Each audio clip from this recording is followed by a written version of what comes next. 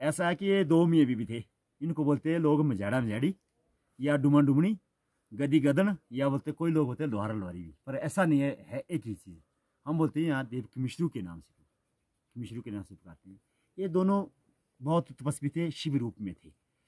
तो जब कौरव पांडव का युद्ध जब शुरू हो गया तो बर्बरीक ने अपनी बलि दे दी।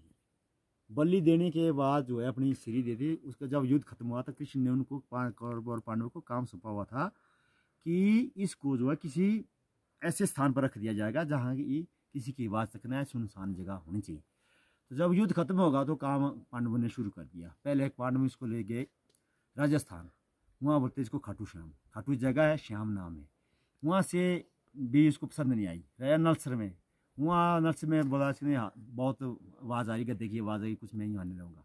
वहाँ से ले आए गए पांडव, इसको कमुनाग को रख दिया इस स्थान पर। जब इस स्थान पर रख दिया तो जो मझाड़ा था उसको घर में पता लग गया पहले कि ऐसे ऐसे स्थान पर किसी ऋषि की स्थापना हुई है। उसने अपनी कहानी पत्नी को सुना दी।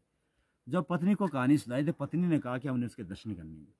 तो मझाड़ा ने मना कर दी कि हम वहाँ दर्शन करने जाएँ कि तो हमें लिखा गया है कि उसी जगह पर हमारा स्थापित हो गया, हमारी मुक्ति है उसी जगह पर। तो उसने कहा हमने तो जाना ही जाना है।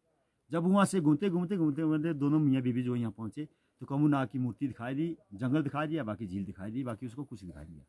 तो मझाड़ी ने मना कर दिया कि हमें जो है ये नहीं चाहिए, पत्थर की मूर्ति नहीं चाहिए, मुझे प्रत्यक्ष रूप से दिखाई देना चाहिए कि किस रूप में है। जब किस रूप की बात आई तो मझाड़ा ने बोला कि आप जो तपस्या में बैठ जाओ, लीन हो जाओ, हो सकता है आपको कमुनाग दर्शन दे।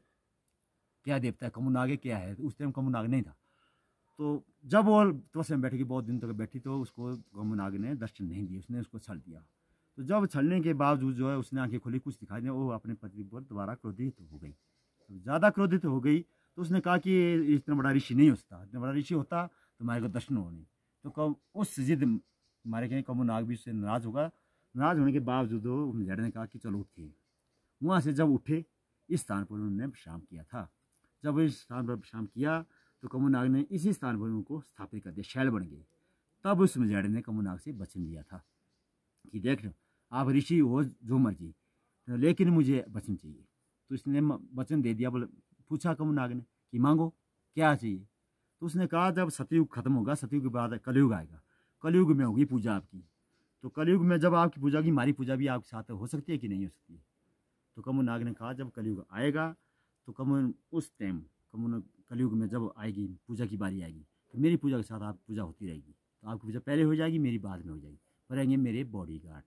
तब बने कमुनाग के फिर रक्षक।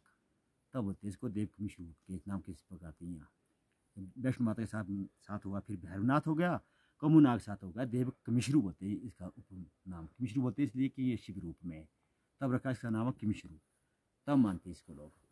ये है इसकी मुख्य विशेषता।